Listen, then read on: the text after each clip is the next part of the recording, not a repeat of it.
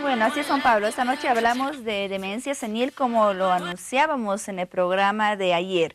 Estaremos enfocándonos en todo lo que va respecto a esta enfermedad, conocer en qué consiste la demencia senil, cuánto sabemos acerca de esta condición. Seguramente en varias ocasiones hemos escuchado que se presentan en personas de la tercera edad a partir de los 65 años aproximadamente, que puede afectar a su memoria, que puede afectar al tema de la inteligencia. Pero, ¿qué más existe detrás de la demencia senil?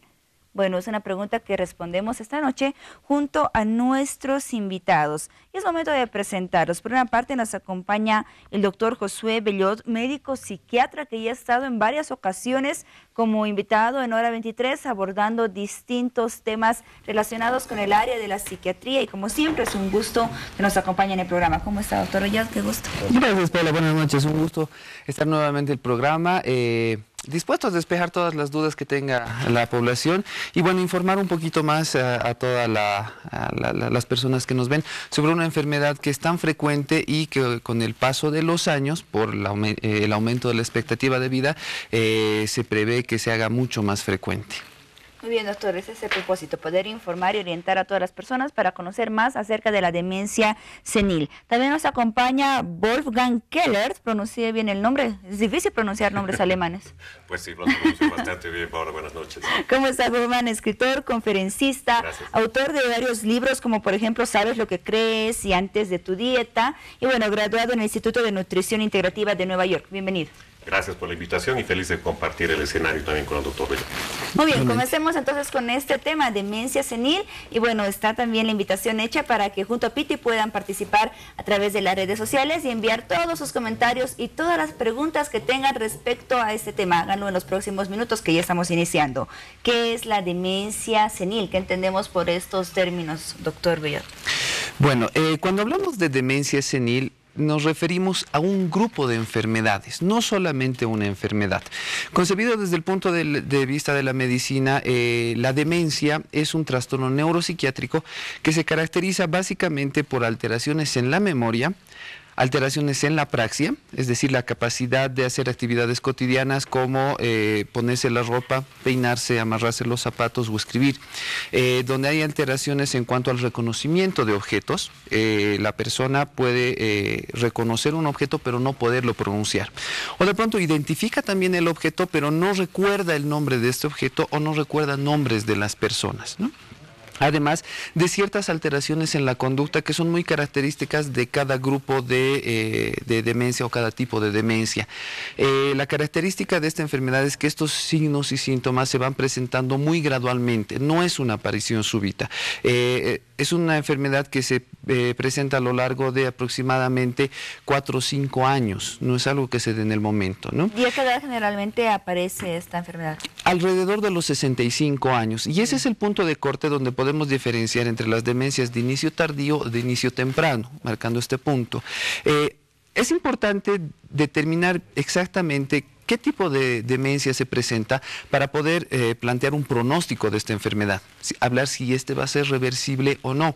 Porque hay casos, y es muy común, que se ha visto cuadros de trastornos depresivos en personas de la tercera edad que no tienen las características de una depresión de una persona de edad adulta o de un niño, sino que presentan características de una demencia. Entonces, en este caso no estaríamos hablando de una demencia, sino de una pseudodemencia, que es un cuadro depresivo con ciertas características demenciales. Muy bien, esta condición de la demencia senil, doctor, ¿en qué medida puede llegar a limitar las actividades cotidianas de la persona? Bueno, dependerá de qué tipo de demencia.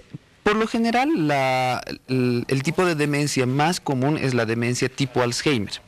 Entendiendo que la enfermedad de Alzheimer es una enfermedad que simplemente se podría diagnosticar al 100% haciendo una biopsia de un cerebro de una persona que ya falleció, ¿no? Donde hay ciertas características macroscópicas y microscópicas que nos van a decir sí, fue una enfermedad de Alzheimer. Pero en base a los signos y síntomas es la más frecuente, la más común. En segundo lugar está la demencia vascular. ¿Cuál es la característica de la demencia vascular? Los mismos síntomas que hablábamos, pero que se dan a raíz de ciertas lesiones menores y repetitivas que se dan en el cerebro, ya sean por infartos o microhemorragias que se dan en el cerebro, ¿no? Después existe otro tipo de demencias que ya son mucho más, son menos frecuentes, como una demencia frontotemporal, por ejemplo, que se da por una atrofia de los lóbulos frontales y temporales, ¿no? Esto ya es más un diagnóstico de imagen. Entonces, dependiendo de cuál tipo de demencia sea, podríamos definir el pronóstico y cuán limitante va a ser de las actividades cotidianas de una persona, ¿no? Y también dependerá de si el diagnóstico se ha hecho a tiempo o ya en una etapa avanzada. Muy bien, el diagnóstico temprano sin duda es muy importante para poder evaluar ya toda la evolución y la posibilidad de revertir esta condición, ¿cierto? No tanto así revertirla, tal vez en el caso de una pseudodemencia o de una demencia vascular sí se podrían revertir, pero solamente en esos dos casos. Los otros casos de demencia, por ejemplo la tipo Alzheimer, no se puede revertir, pero sí se puede hacer que el curso de la enfermedad sea mucho más lento, entonces poder darle algo de tiempo más al paciente antes de que, bueno, pues ese cerebro se deteriore más. Muy bien, vamos a hablar también del tema junto a Wolfgang, porque él tiene una experiencia incluso familiar relacionada con este tema de la demencia senil. ¿Es uno de los motivos por los cuales tú comienzas a estudiar más acerca de esta condición, Wolfgang? Bueno, en realidad yo me he dedicado a investigar mucho en el tema de lo que es la salud hace varios años. Y sucede que para finales del año 2016 a mi mami ya le diagnosticaron demencia senil y le recetaron una medicina que se llama memantina. Pero un año después, vale decir diciembre del año pasado, el cuadro de mi mami empeoró gravemente. Sus olvidos eran ya terribles, muy graves. Y pues el mismo doctor en Alemania nos decía, esto no tiene cura, así que lo sentimos mucho, así es la vida, pues vayan buscándole un asilo o un cuidador para que se ocupe de la persona. Y ojalá pues que no le dure mucho, ¿no? Porque una persona con demencia puede estar años, como pocos, como muchos, en ese estado de pseudo humano, donde pierde la conciencia de sí mismo. Y tanto el profesional aquí en Bolivia como en Alemania nos dijeron lo mismo. Mira, el memantin lo único que va a hacer es tratar de retrasar el proceso de la formación de las placas, pero no hay cura. Así que lo sentimos mucho, así es la vida. Y personalmente, aquí yo estoy hablando como un individuo de a pie de la calle, nada que ver con conocimientos científicos, ni mucho menos. Pero a lo largo de todos los años de experiencia que he tenido con salud, dije, no, que yo sepa, una de las causas de la demencia senil, una de las causas es la inflamación, por ejemplo, cerebral. Y eso, muchas de las inflamaciones se deben a, por ejemplo, un intestino permeable, que eso causa una constante activación del sistema inmune y eso provoca una constante inflamación. Y además que desde mi punto de vista, otra de las causas, según yo, para que mi mami esté mal, era el consumo de gluten. ¿Ya? Y después, investigando mucho, inclusive con grandes autores como David Perlmutter o el mismo Joe Mercola, casi todos coinciden que gran parte de los problemas de demencia senil se debe al exceso de azúcar y al gluten como protagonistas. Entonces, lo primero que hemos hecho ha sido arreglar el intestino, quitarle la permeabilidad al intestino, y nutrir y reducir carbohidratos refinados. A eso me llega un libro que se llama El fin del Alzheimer, del doctor Dale Bredesen, que ha sido editado en agosto del 2017, o sea, refresquito, súper fresquito el libro, de un doctor que tiene décadas de experiencia curando a gente de Alzheimer, de cuadros que aparentemente son irreversibles, aparentemente.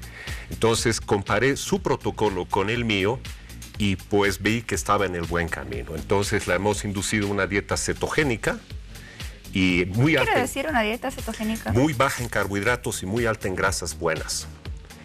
Y para que entre el cuerpo en cetosis y la energía la saque de las cetonas y no de la glucosa. Entonces, te soy muy sincero, Paula, cuando he llegado a Alemania en diciembre, mi mami estaba en sentido figurado ya el avión por estrellarse. Porque ya repetía las cosas cada 2 minutos, o si iba a servir, por ejemplo, un tecito, sacaba el azúcar, sacaba el pan, volvía a ver el azúcar y lo guardaba, y volvía a guardar el pan y se iba. A ese nivel de corta duración su memoria. Y ya te puedes imaginar, cualquier rato ella entraba en el limbo de perder la conciencia. Entonces le hemos hecho un cambio drástico en su dieta, pero absolutamente estricto, y al mes y medio ha empezado a revertir. Y en unos minutos más nos contarás cuáles son las mejoras o esas primeras mejoras que presentó tu mamá. Y bueno, sin duda tenemos mucho más por hablar acerca de este Claro que proceso que aplicaste en ella para el tema de la demencia senil. Doctor Bellot, generalmente, ¿cuál es el tratamiento desde el área de psiquiatría que se aplica en la demencia senil? Bueno, lo que tenemos que entender es de que al ser un trastorno neuropsiquiátrico va a presentar síntomas neurológicos y síntomas comportamentales, entendiéndose los síntomas comportamentales como ya los síntomas psiquiátricos. Los síntomas neurológicos son los que mencionaba hace un momento, ¿no? La apraxia, la agnosia, la afasia y las alteraciones en la memoria. Los síntomas ya conductuales y lo que hacen ya a la intervención del psiquiatra tienen que ver con trastornos afectivos, es decir, cambios en el estado de ánimo que pueden presentar irritabilidad, agresividad o en su defecto todo lo contrario, episodios de bastante retraimiento, depresión o incluso también ansiedad, porque la persona al no comprender a qué se deben estas alteraciones en la memoria o estas alteraciones de las funciones cognitivas, entra en un episodio de depresión o de ansiedad, ¿no? Que dicho sea de paso van a empeorar los síntomas, ¿no? Además se presentan otros síntomas como pueden ser alucinaciones o ideas delirantes. ¿A qué nos referimos con alucinaciones? Que la persona va a empezar a escuchar o ver cosas que no existen en realidad, ¿no? Además de que cuando nos referimos a las ideas delirantes, pueden ser ideas delirantes que tienen que ver con que la persona, que alguien les está robando o les está escondiendo las cosas. ¿Por qué? Porque la persona con esta enfermedad, al no recordar dónde dejó las cosas, para la mente, para el cerebro, es mucho más fácil interpretar que le están robando, que lo están persiguiendo, que lo quieren matar y demás. ¿Por qué? Porque ya hay errores de juicio. Entonces, esos son los síntomas conductuales o síntomas psiquiátricos que va a presentar. Para este tipo de síntomas, sí, efectivamente, el tratamiento es netamente sintomático. Es decir, si hay episodios de depresión, se pueden utilizar antidepresivos siempre y cuando hayan las consideraciones necesarias y tomando en cuenta las dosis y qué antidepresivos se va a utilizar. Si son síntomas de ansiedad, por lo general no se utilizan ansiolíticos, porque estos también van a ser sedantes o hipnóticos o que inducen al sueño, alteran el equilibrio, entonces podemos generar más daño, ¿no? Entonces, algún otro fármaco que vaya a controlar esa ansiedad. Si de pronto se presentan ideas delirantes o alucinaciones, habrá que considerar en algún momento utilizar un antipsicótico, pero no cualquier antipsicótico, y dependiendo también de qué tipo de demencia sea. Si estamos hablando de una demencia vascular, por ejemplo, hay un tipo de antipsicóticos como es la risperidona que no podemos utilizar, porque si bien controla muy bien estos síntomas, aumenta el riesgo de microinfartos o de microhemorragias. Entonces es muy individualizado el tratamiento, ¿no? Muy bien. En el caso de la mamá, por ejemplo, de Wolfgang, ¿qué medicamento nos decías que le recetó el médico? El médico le recetó memantina. ¿Qué medicamento es esto? ¿Para qué síntomas va destinado? Para no entrar en mucho detalle, tanto memantina como donepezilo son fármacos que están utilizados actualmente, pero que tienen un nivel de evidencia científica muy bajo y que solamente se utilizan en casos, por ejemplo, en el caso de la memantina, solamente se utiliza en demencias de tipo Alzheimer, pero cuando el diagnóstico es temprano. Si ya es un diagnóstico, o sea, si se diagnosticó la enfermedad allá en un proceso bastante avanzado, no es recomendable para nada. El donepezilo generalmente se utiliza ya en cuadros avanzados, pero siempre y cuando sean otro tipo de demencias y no la demencia de tipo Alzheimer. Es decir, ni la memantina ni el donepezilo son para cualquier tipo de demencia, tienen sus especificaciones claras, ¿no? Me imagino, porque no conozco el caso, que de pronto se utilizaron estos fármacos, pero no era el momento ni el tipo de demencia en ese momento, y probablemente el diagnóstico tampoco estuvo claro, ¿no? Me animo a animar un poquito porque no conozco de fondo el caso, ¿no? Pero lo importante es establecer el diagnóstico. Como dije en un principio, la única manera de saber a ciencia cierta que fue una demencia de tipo Alzheimer es una biopsia del cerebro, pero post-mortem, ¿no? Muy bien, en determinado momento usted nos decía que la demencia senil no es un cuadro totalmente irreversible, ¿cierto? Solamente con algunos medicamentos, o en la mayoría de los casos es irreversible, y solamente con algunos medicamentos se puede apalear todo este proceso. Bueno, dependiendo de qué tipo de demencia sea. Cuando hablamos de, por eso es decir, el término de demencia senil es un término bastante amplio que engloba a un grupo de enfermedades que tienen estas características, ¿no? Y que sí se las conoce como demencia. Pero actualmente incluso hasta el mismo término cambió, que el término es un trastorno neurocognitivo mayor, ¿no? ¿Por qué? Porque encasillarlo solamente en el tema de demencia sería muy arbitrario. Entonces, por eso hablamos de un trastorno neurocognitivo mayor, que tiene una infinidad de causas, desde endocrinológicas, metabólicas, inmunológicas y hasta anatómicas en un momento, ¿no? Muy bien, hacemos una pausa porque es momento de ir con redes sociales, porque tenemos varias preguntas ya que nos llegan a través de este medio. Así es, Paola, ya nos llega una consulta para el doctor Bellot, que nos escribe Ana Flores y nos dice: ¿es posible que ocurra entre los 30 y 40 años? ¿Y cómo se diagnostica en este rango de edad, doctor? Bueno, sí, efectivamente. Como decíamos de que la demencia, estamos hablando de una enfermedad que tiene múltiples causas. Existe también el tipo de demencia post-traumatismo cráneoencefálico, es decir, un traumatismo encefálico grave puede llevar a una persona a una demencia, pero a una edad muy temprana. El consumo excesivo de alcohol también puede llevar a una demencia. Una carencia de vitamina B12, por ejemplo, también puede llevar a una demencia. Entonces, generalmente las demencias que se presentan antes de los 65 años, generalmente son secundarias a alguna causa en específico, ¿no? De tipo metabólico, de tipo inmunológico, ¿no?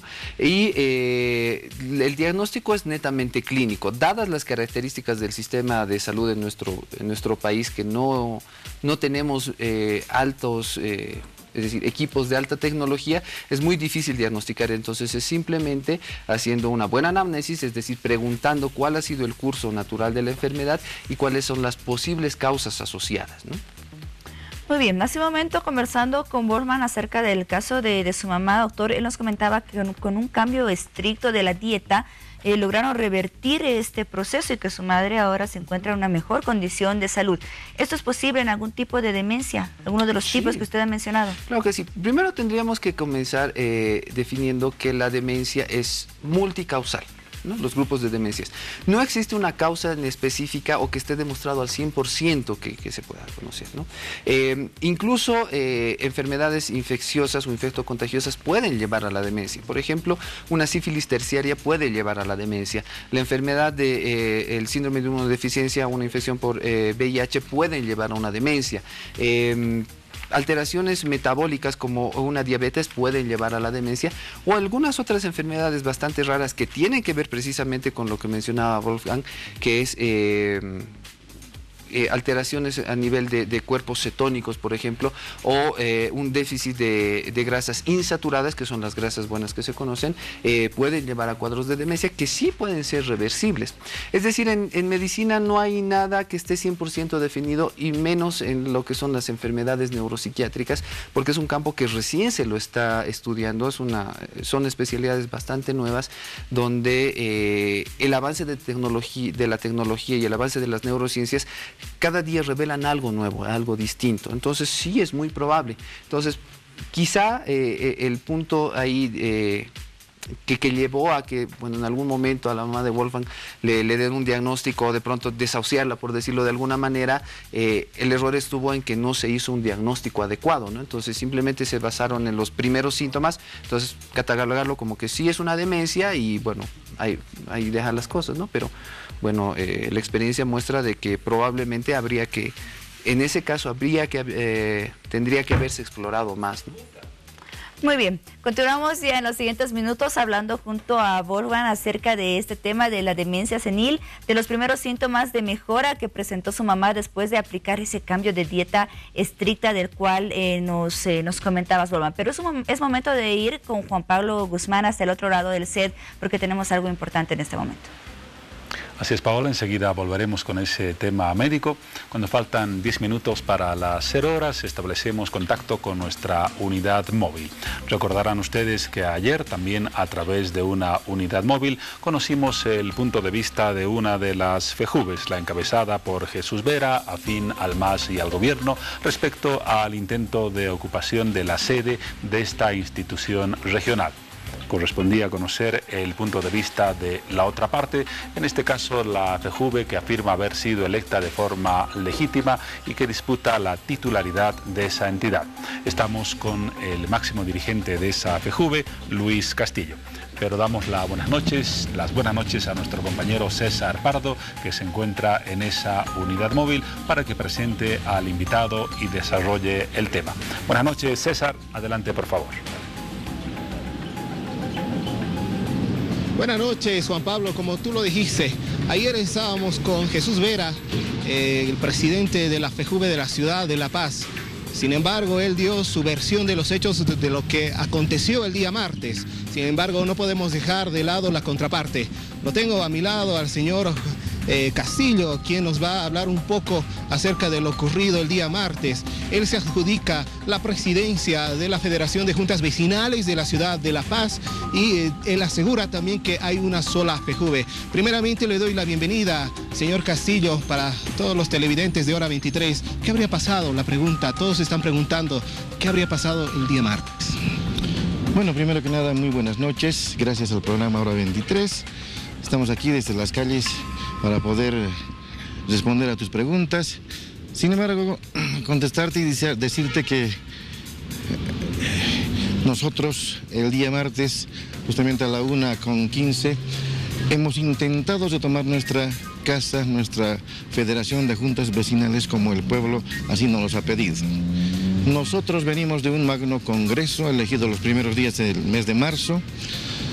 Entonces somos los verdaderos, legítimos, genuinos elegidos por la ciudad de La Paz. Podemos demostrar legitimidad, podemos demostrar la legalidad con documentación. Y es en este instante que les digo a los medios, a todos, a ustedes en particular, que lo que deben preguntar es: ¿dónde está esa legalidad? ¿Dónde está esa legitimidad? ¿Quién los ha elegido y cómo se demuestra, cierto? Entonces nosotros podemos hacer esa situación, podemos demostrar nuestra legitimidad, porque el pueblo nos ha elegido con más de 1.500 personas y hoy por hoy somos responsables de esta gestión 2018-2020. Y estamos aquí para poder dignificar nuestra Federación de Juntas Vecinales.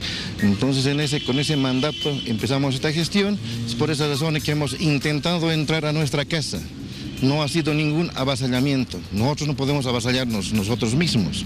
Nosotros tenemos la documentación que nos respalda. Entonces, en tal sentido, no puede haber ningún avasallamiento, nada de lo que se está pensando, lo que se está hablando, ¿no? Entonces es así que nosotros hemos intentado entrar a nuestra casa y la policía no nos ha permitido. Estamos muy defraudados, estamos muy decepcionados por parte de la policía. ¿Pero qué habría pasado? Salta la pregunta, don Luis.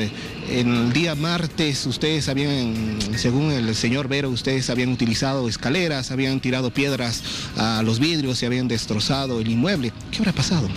Es que por la puerta principal no nos dejaban entrar. Es así que mis vecinos han intentado entrar por la ventana. No se olviden ustedes, que también deben saber, históricamente han debido recolectar estos hechos, que en un tiempo atrás, en un 6 de junio, ellos han entrado de la misma forma, o peor. Nosotros hemos estado entrando a nuestra casa y no nos lo han permitido. Es así, por eso que nuestra sociedad hoy por hoy está molesta, está realmente brava, como se dice, y nosotros vamos a retomar nuestra federación. Tenemos toda la intención para hacerlo. Si bien ayer hemos intentado, desde hace 3 meses atrás, hemos intentado de a buenas, le hemos invitado por los medios que este caballerito entregue las llaves como corresponde. Y si quiere sumarse atrás de esta federación, bienvenido, le hemos indicado inclusive en su momento. Pero nada, han hecho oídos sordos. Es por esa razón que la sociedad en su conjunto, a la cabeza mía, ha respondido de esta manera. Y sin embargo, ayer la policía nos ha atropellado, nos ha detenido. Tenemos en este momento 22 vecinos detenidos. Preocupados por eso, esperemos que mañana se dé libertad a estos vecinos, porque no podemos nosotros avasallarnos, no podemos entrar a nuestra casa pidiendo permiso a alguien que no tiene representatividad, no es dueño, no es ni siquiera inquilino, pero sin embargo está tomándose atribuciones, cobrando alquileres, está haciendo lo que le da la gana a este señor, pero de momento está siendo protegido por la policía. Ayer hemos tenido nosotros encontrón con la policía, hemos tenido acuerdos de que eso debe estar cerrado hasta que alguien demuestre realmente quién es el verdadero representante de la ciudad de La Paz. Nosotros en un momento, hace 20 días atrás, nos han entregado en originales la documentación bajo un acta el Departamento Jurídico del Gobierno Municipal. Nos han entregado una escritura, un testimonio, un folio real, toda esa documentación.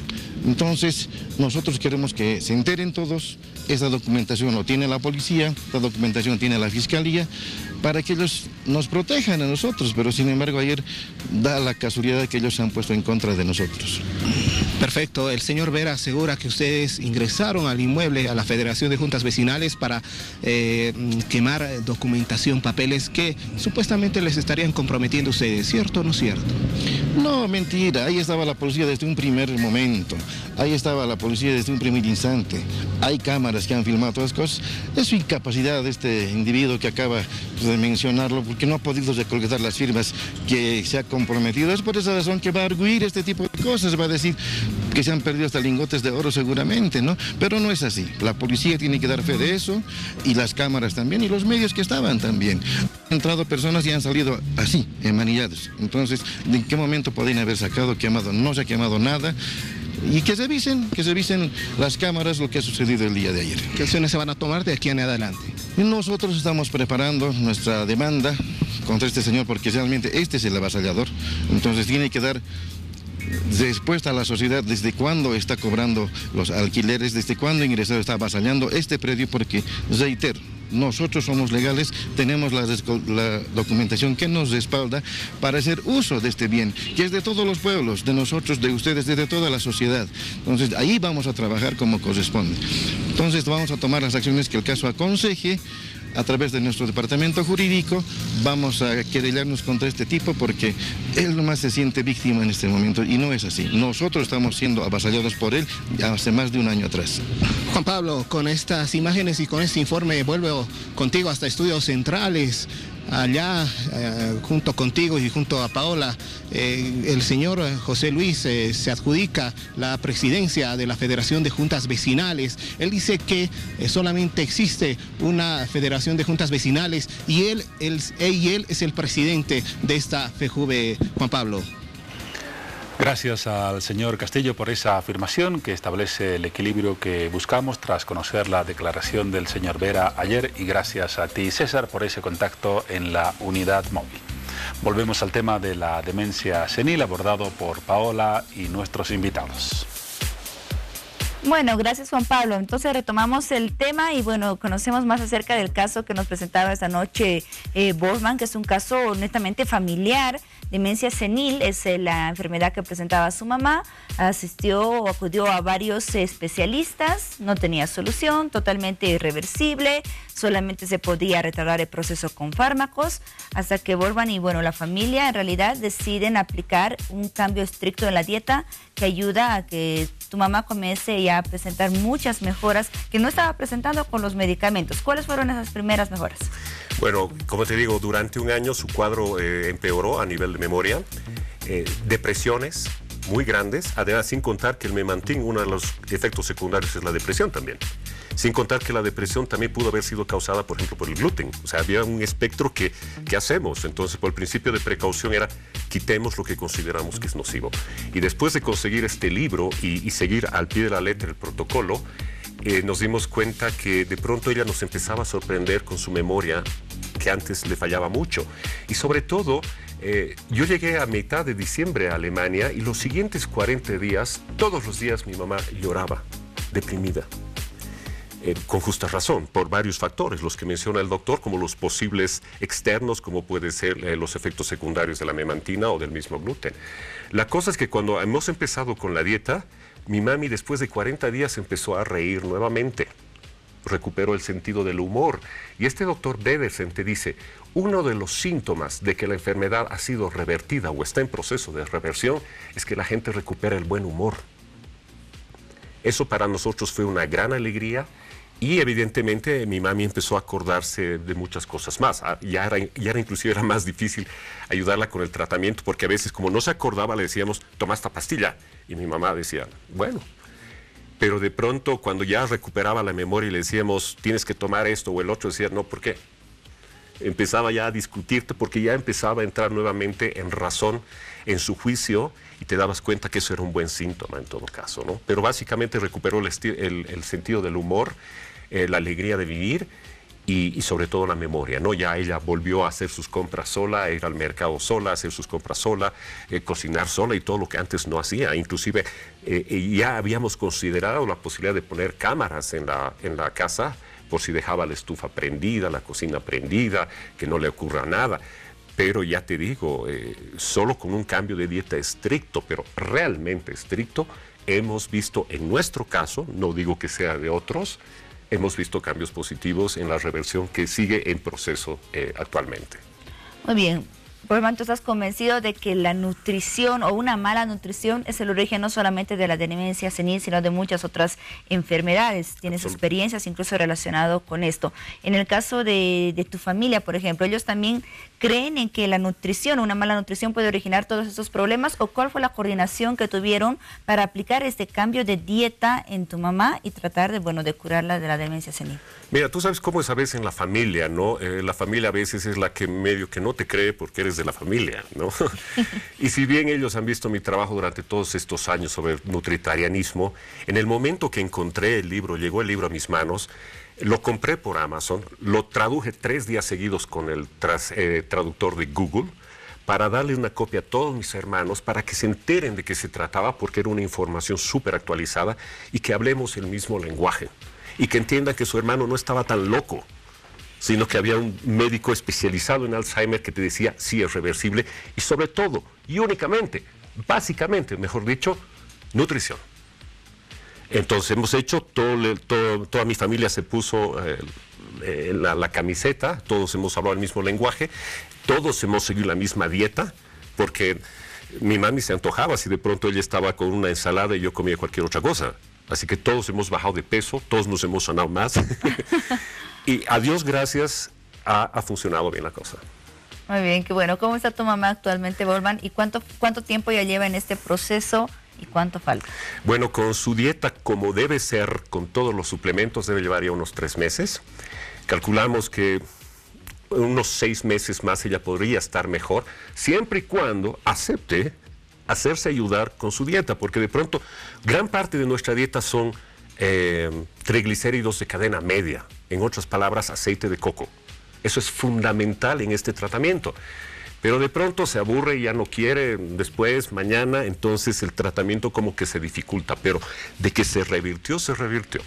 Bien, ¿qué posibilidad crees que existe de que este tipo de cambio de dieta pueda aplicarse en otros pacientes con demencia senil acá en Bolivia? Porque en otros países sí se lo hace. Mira, lo único que hay que hacer es ser estricto con la dieta, estricto.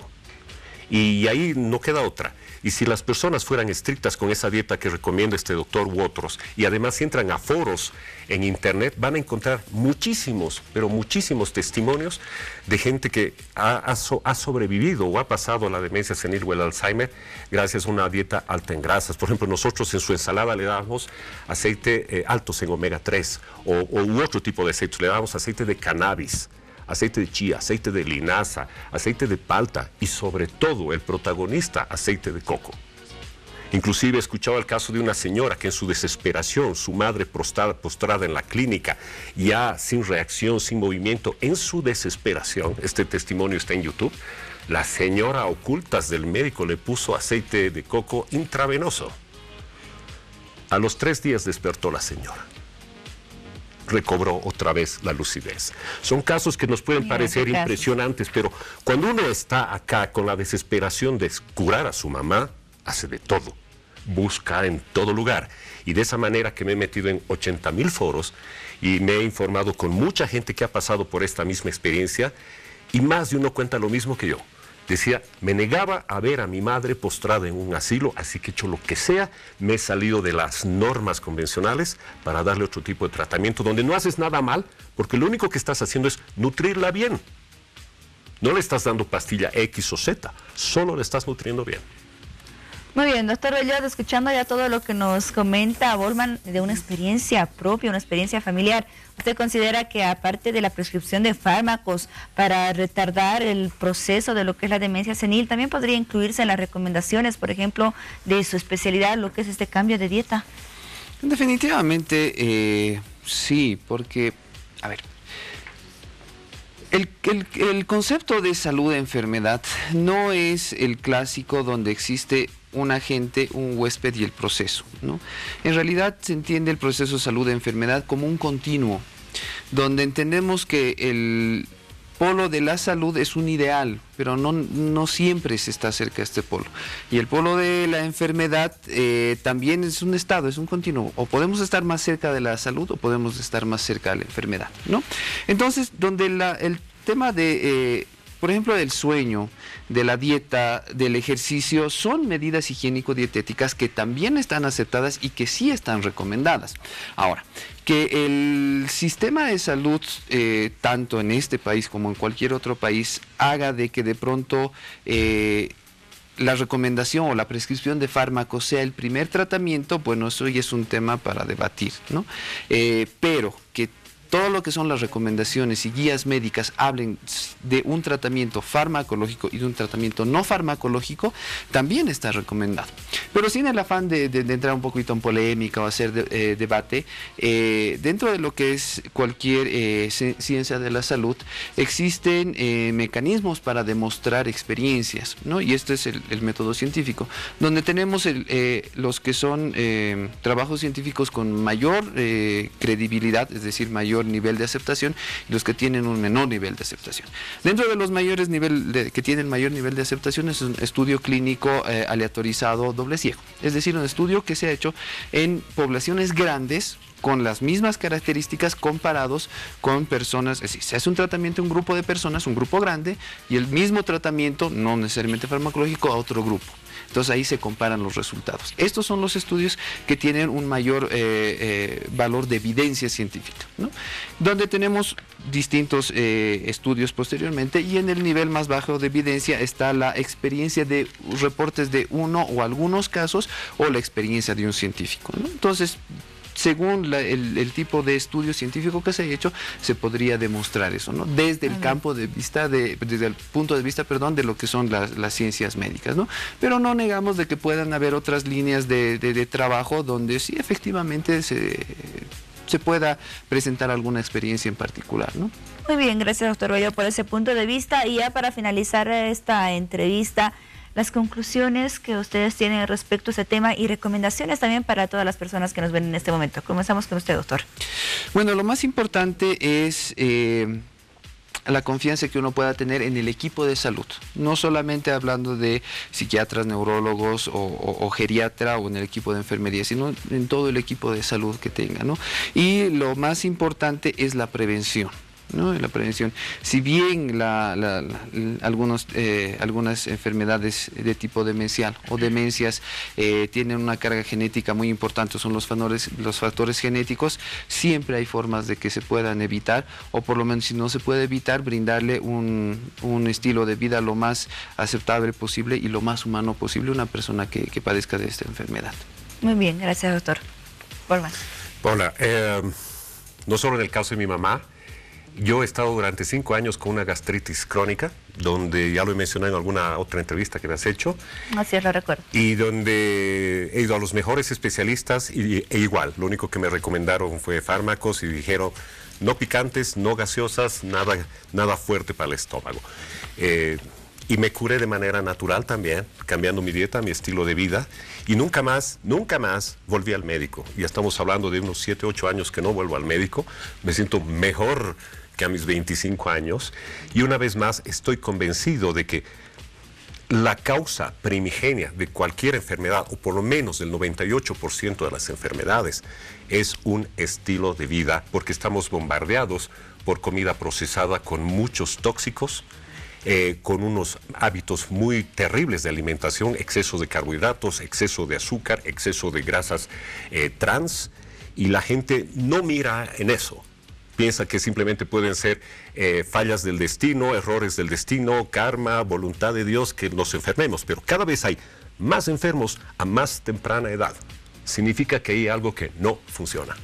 Muy bien, gracias también por tu punto de vista. Wolfgang Keller, escritor, conferencista, nos acompañó esta noche en Hora 23. Y asimismo agradecemos la presencia del doctor Josué Bellot, médico psiquiatra. Gracias a ambos, esperamos pronto que nos visite nuevamente acá en el programa. Gracias. Muy bien, nos damos una pausa y ya volvemos con más de Hora 23, esperemos.